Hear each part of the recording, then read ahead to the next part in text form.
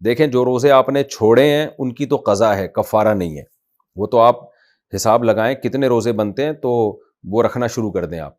और जो तोड़े हैं, तो इसमें अलग-अलग रमज़ानों के रोज़े तोड़े हैं तो सही बात तो ये है कि एक रमज़ान में जितने भी रोज़े तोड़े हैं तो उनका कफ़ारा एक ही है। तो आप ये देख लें कि आपने कितने रमज़ानों के तोड़े हैं। ये ना देखें कि कितने रोज़े तोड़े हैं, बल्कि ये सिर्फ़ ये देख लें कि कितने रमज़ानों के तोड़े हैं। 4 रमज़ानों में तोड़े हैं तो 4 कफ़ारे, 5 रमज़ानों में तोड़े हैं तो 5 कफ़ारे।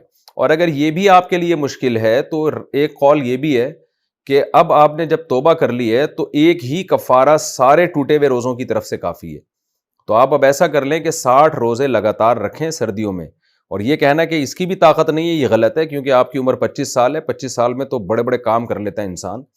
मोहम्मद बिन कासिम ने तो 17 साल में सिंध फ़तह कर लिया था। आप 25 साल में 60 रोज़े नहीं रख सकते।